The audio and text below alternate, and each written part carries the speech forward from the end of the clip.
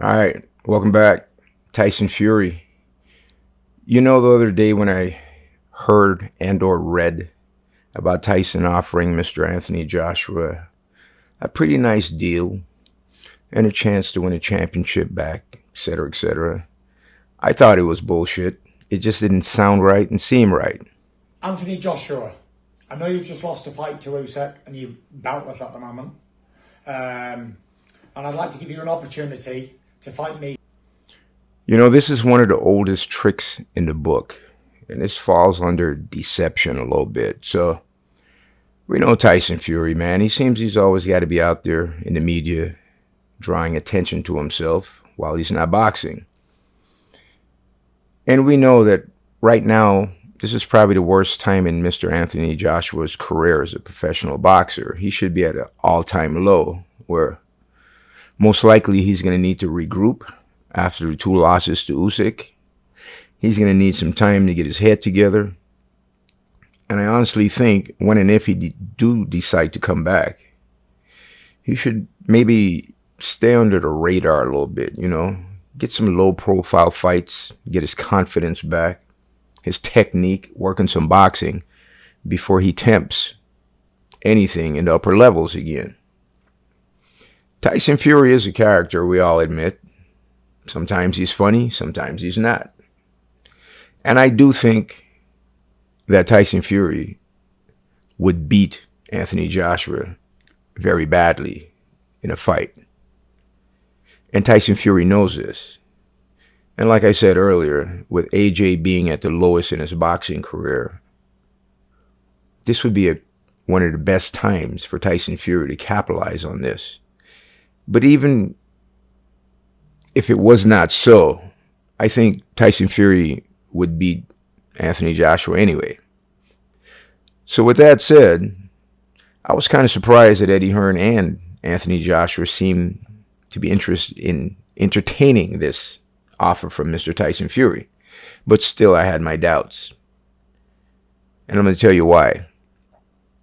Number one, normal fights of this level aren't made based on an offer on Twitter. Okay?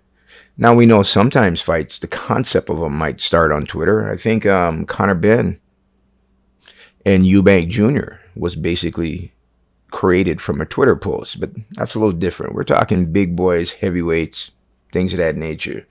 And with Tyson Fury, as undecisive as he is, he's not sure if he's retired. He's not sure if he's asking for gazillions of dollars for a fight. He doesn't know what he's doing, but he's keeping people occupied and so forth. As far as Mr. AJ, though, no way, man. Avoid this fight for right now. If you were to fight Tyson Fury and lose to Tyson Fury, it most likely would be career-ending because the nature of the loss to Tyson Fury wouldn't be just outclass or beating, such as from Usyk. I think in current state of Mr. Anthony Joshua, Tyson Fury would most likely consume him instead of beat him. So, anyway, AJ, rest up, get your act together. I don't know, consider your options on coaches that will actually benefit you and not just be yes men and praise you for taking notes during training, which, anyway, bypass that shit real quick. So, Mr. Fury, probably read a little bit of Sun Tzu's The Art of War, especially the part about deception. And Tyson Fury most likely knew this thing would never come to fruit, but he looks good in making this nice, friendly offer to poor AJ. Tyson Fury is now looking good, man. He's trying to help this guy get back on his feet, you know what I'm saying? Although he knows they're not going to take it. So this makes Tyson Fury looks very well to the media and the boxing fans, most likely the casual type boxing fans. And then it makes Mr. Anthony Joshua look kind of bad, weak, which is a good way to manipulate the human beings that follow boxing sometimes. So anyway, I'm looking at this as Mr. Tyson Fury utilizing trickery to deceive.